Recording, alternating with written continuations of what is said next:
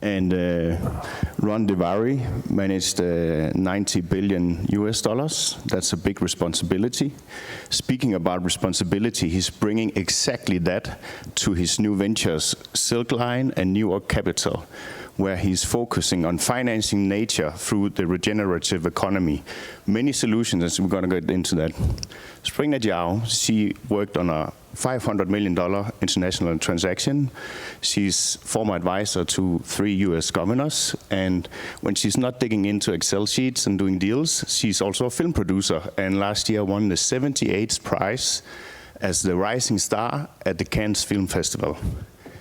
Last but not least, Denis Jacket is a serial entrepreneur. He started as a Juris Doctorate in tax law, working under Christine Lagarde, and built a network of 6,000 SMEs across 4 countries, and bringing that experience with him. Let me start with you, Denis. How do you, it's 2 different jobs, like an entrepreneur and politics. What makes you think that you're going to be successful in that too? Oh, good question. So thank you, because I know that we have 3 hours approximately. Okay, so that's definitely okay. So, you know, this thing reminds me about your song, which is Blinded by the Light. Yeah, I don't see anything. So is there still someone in the room? Or? Okay, so, you know, when you have, I'm coming from a very modest family, and at some point when you're building a good life, you have to find something that wakes you up and say, you need a little amount of pain to remember the successful life that you have and that you're enjoying life. I've been moving to the US 5 years ago, between Miami and New York. And I said, what kind of pain could I get to remember that I'm having this wonderful life? And I say, well, running for the presidential election in France is really close to a safe bet to have this kind of very deep amount of pain that I could suffer for a few years. So I said, okay, no, so basically, you know, that will be the first time in certainly 50 years that there's someone who is not a politician running for the office. So it's certainly what we need in France, definitely. I don't know how much informed you are about what's going on in France and Europe, basically, but both on the cultural identity, whatever you call it, values, principle side, we are definitely under attack. Sometimes you hear from the US that it's a kind of white supremacist kind of view. It's really happening. And so there's a lot of bad people who think that a woman would be separated from men in swimming pool and implementing the Sharia law. It's not France, and it shouldn't happen. Not in France, not in England, not in Germany, not in Italy. And when you look at the numbers, I'm an entrepreneur, you're just scared of what's happening in France. So the debt is 120% of the GDP. Basically, it was 60% 10 years ago. Now we are borrowing money at the same rate of Greece. Greece! Can you believe that we are getting down? It was the worst student of Europe a few years ago, as you know, almost bankrupt. We are almost bankrupt. So, you know, in the history of humanity, there's always a convergence between science, culture, economy, identity. And the minute there's one of these pieces missing, everything is falling down. And what I'm saying now, because I will be running officially in a few weeks and moving back to France, where you will see all these beautiful women wearing a Chanel bag and a white suit that fits perfectly the white chair, so everything should be white in France and transparent and beautiful like an angel. But basically, I will be going back to a country was really on the verge of bankruptcy. And it's super exciting when you're an entrepreneur, because I bought 2 companies that were almost bankrupt 20 years ago, and that was a very complicated but very exciting endeavor or venture, and I was successful at doing it. So the amount of work that we need to do won't be done by politicians. So the only way that we are really doing what needs to be done is somebody like me, not me specifically, somebody like me, because first I want to do everything in one term, 5 years, and then I'm gone. Otherwise, my wife will be filing for divorce, so I promised that I will be doing only 5 years. So I only 5 years to turn everything around. And you know what? There's something about the US. Sometimes they say, you know, and that's why I love about your country, which is my country for the last 5 years, is you keep dreaming, because it's a powerful country. Everybody loves the US, whatever happened. Maybe a few exceptions in the world right now, but basically every student, every young guy in the world, you say, you have one choice, like they did to me 30 years ago when I graduated. Where do you want to go in the world for 6 months, this onboarding program with Christine Lagarde? No hesitation. New York, immediately, tomorrow, I'm going there. Every kid in the world wants to go at least once in his life in the US. So I want to make sure that we can dream again about the French dream, the European dream, and the only way it's happening, a non-politician elected to this job. So would you say that your success as an entrepreneur and having skin in the game, boots on the ground, you can take that into politics in the way, I don't know if you watch the series Undercover Boss, but that might be something that is needed, right? And an extra thing about that is that it's not just about improving the economy, moving from Greece back to France, or it's also about the people in the country, in France, in Texas, or in island nations, right? Because we all do projects, but we don't just do projects, we do it with a purpose, right? And it's not only ROI, it's also ROI, also it doesn't happen, right? So Ron, tell us a little bit about what you're doing with regenerative agriculture and new kind of technologies, and what impact does it have for the country as a whole, and then for the people, because, for example, a French shop or a fisherman in Tonga, can you explain a little bit about that?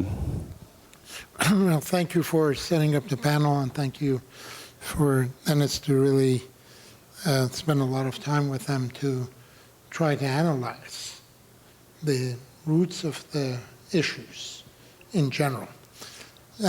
We started doing this when I was looking at the global economic problems in 2008.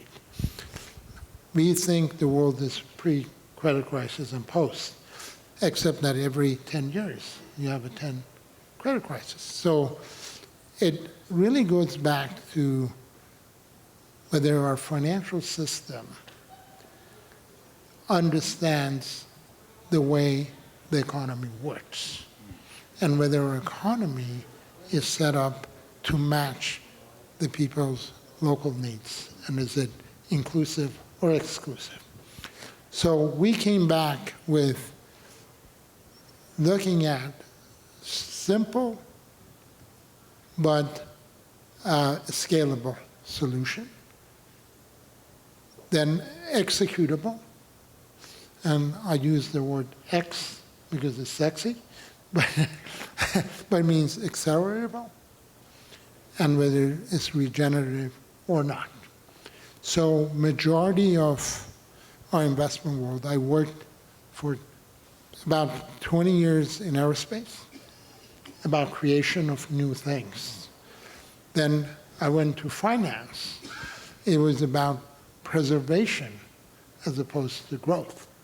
So the whole entire banking system is set up as trying to solve the actual, symptoms rather than the issues. And it gets more complicated when you involve politicians and politics. So the solutions we came up with was capabilities economy. Can you actually analyze what is natural to that economy, and how does that include the people involved? Immigration is not a problem. That is, it happens because people in Global South end up not being able to do basic agricultural sustainability, so therefore they need to migrate. The only place they can go is toward economies that are developed or semi-developed. So those are what we came up with, how can we make sure that we reverse the issues and bring it back to local? So we found the most, what I consider regenerative force is nature. But even nature, if you look at a forest, if you do not take care of it, it actually decays. Methane, it was mentioned. Forests can generate a lot of methane if you don't take care of the biomass involved. But the same biomass is nothing but C and H and O that we end up putting in our cars. How can you bring that solution? We also look at building material. Building materials that we use at the end of the day can be done a lot more, the strongest fiber in the world, stronger than titanium, is actually a product called Kenef that grows 12 feet in 6 months, and it puts a root 5 feet underground, reclaims the land. Yet that solution was never scaled. Auto industry tried that. It's the lightest material you can put and create auto airplanes, you can create, but the solution was never commercialized because they could not make the initial investment. The auto industry wants to use what's available, not trying to source that or go produce it. But there was no economy that created it. So it occurred to us that we cannot solve this problem individually. This needs to be done at a larger scale. So that's the letter S. It needs to be, as I mentioned, executable and really simple to explain to the banks in order to get the funding. So we need to sell it at the highest level of economies. We found places like Vietnam or Malaysia or Indonesia, or even as far as going down south. That was a lot easier because this is the wealth they didn't have. It was there, but they didn't recognize that you can actually take that material and convert it to pure diesel that gets a lot more efficiency and burns a lot faster. Electrification is really something that was imposed on us. Now, the first move was going electrification, but electrification is that, in fact, has a lot of biofactors. If you don't measure it, then you can't count it. In fact, we have to build new distribution system, new cars, new robots. I went to Vietnam and I saw they built an electric car. There was 1,500 robots and 100 people working. How could that be a solution for Vietnam? Right? So industrialization that, in fact, takes away jobs and make that robotic is not, it magnifies the problem. There are farmers that have 4 acres to deal with and no ability to really figure out that they could actually sell the husk and the straw for the best, highest value use, which is SAF, which is sustainable aviation fuel. There are many examples that was mentioned in previous. Many of it, solutions were developed as far back as 100 years ago and were used because of necessity, but then they were shoved aside. So we are in the process. New Capital and Silk Line is in the process of starting from the top and getting countries that are willing and able to make that investment. It's a large investment. If you haven't made it, so why emerging markets are better than developed markets? Because we don't need to worry about ROI on the investment that we have made before. That's one of the reasons that you're not seeing these solutions really commercialized. So that's one of the effects that we have absolutely observed. The same way the cell phones came up, if you didn't have landline, your only solution was cell phones. But it took us a lot longer to either adapt to cell phones. So I stopped there. Just if you look at, like a chess player, how the economy has developed, and a step-by-step, because every move is an action-reaction. And if those action-reactions have to do with, in fact, getting return on investment we've made already.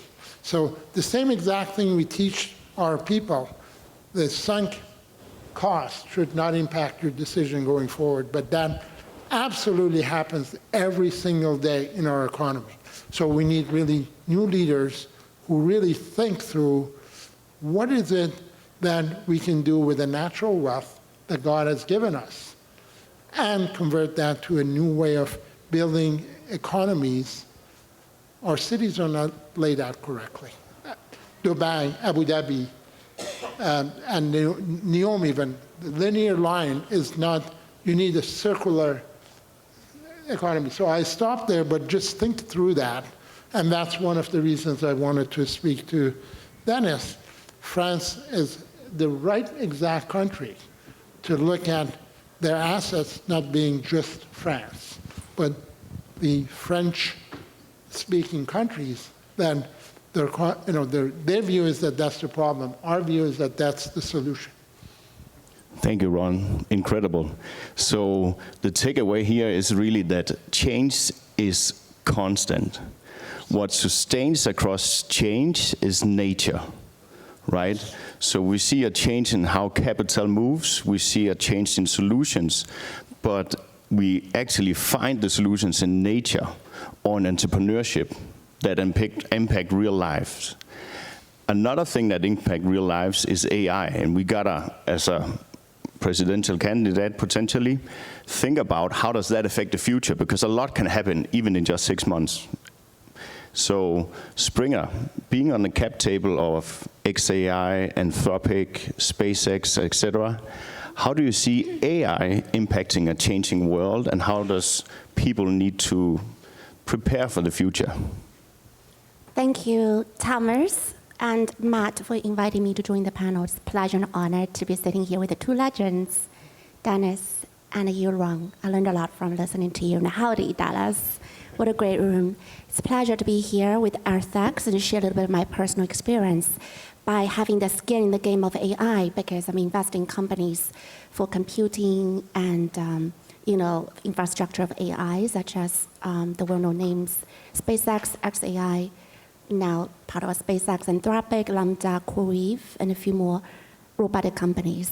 So I think the changes of AI, the change of AI to us is every aspect of life. The world has forever changed. It's no longer the same. I woke up and asked AI, what should I wear today for my panel? So I use AI for every aspect of my life: research, due diligence, and monitoring my portfolios, and preparing for what I want to talk to you guys about. And also now agentic AI is also replacing a lot of work staffs, right, to execute tasks. So today, you can build a company, if you're very good with AI, on your own. You can build a unicorn with 10 people if you're very good at deploying AI. You can probably build an amazing, robust campaign strategy with AI and deploying assets and fund sources of where to deploy financing to nature and monitoring those investments, do due diligence, cross border lines by using AI. And that will save time and will saving staffs. And I want to share about my personal experience as well. I was fortunate enough when I was 22 years old to lead 2 investments from China to United States, a total of $500 million. And we built 2 factories in Alabama, actually. They're still operating. They hired so far about 500 local employees. The jobs created are sustainable.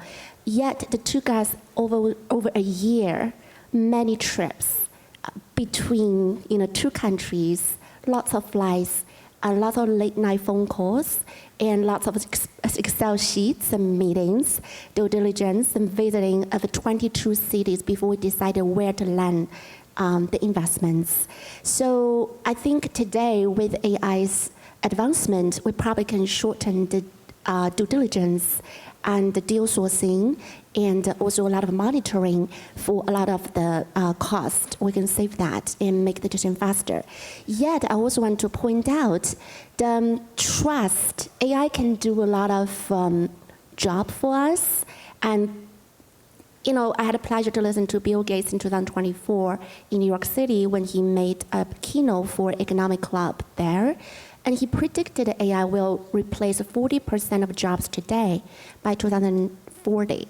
So, but I still think there's one important thing in cross-border investment, nature financing, that cannot be replaced by AI, that is trust. The trust in making the decisions, the trust of deploying capital to long-term strategies, impact investments. So, nature finance is not just a charitable donation like ESG investments, yet it's measurable, and trusting architecture of investments. So I think that is still one thing AI cannot replace, and it's still something to take a phone call or meeting.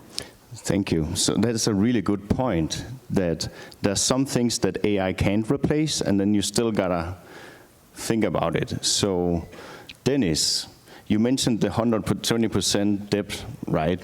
There are so many solutions. Jobs gonna get lost, they're gonna get created. How do you balance using AI that potentially replaces jobs, but also accelerates the economy, and nature financing? What is your vision? How do you want to bring foreign direct investment and basically grow the economy?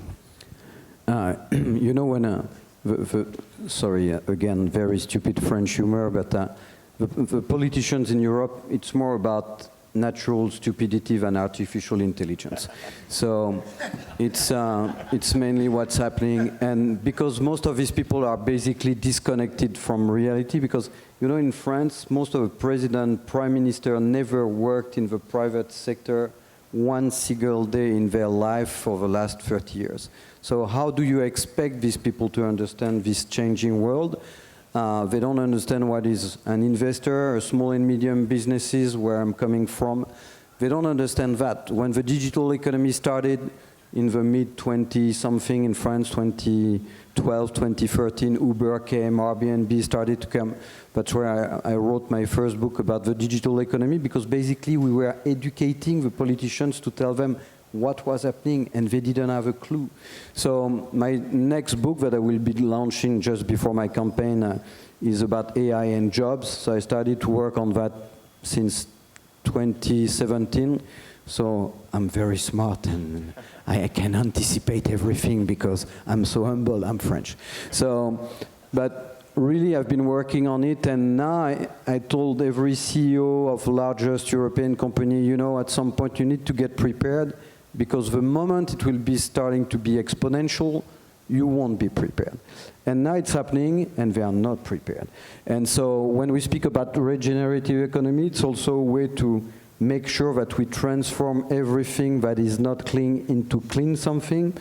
But there's this saying that I love, which is you can have a very deep social impact if anything is profitable. You need to find a way to make it profitable so that it's sustainable. So the first thing. And the second thing is that we will have to think about how we do regenerate people. And look, two examples. I'm stopping here because I know that we are over time already. We started 5 minutes ago, no, not 30. So, and I think there's something wrong with the clock. It's not a Swiss one. So, but definitely, remember, Amazon a few weeks ago said basically there are 600,000 people that we hired. Some of them over 65 or under 25 got their last or their first job in their life. And now we're saying 2 or 3 years after AI is coming, 600,000 of you, we don't need you anymore. And when you ask them very deeply, they said, maybe we could find a job with after training and upskilling for 300,000 of them. But in 2 years, suddenly this job will be over too. So if you multiply that the number of companies and the number of countries, the total doesn't add up. So we certainly need to think about the climate, sustainability, and find profitable way to do it. But the urgent thing is to think about how we'll be regenerating people. And I think the ultimate goals of being on Earth is to make sure that we serve people and that we have a reason to subsist.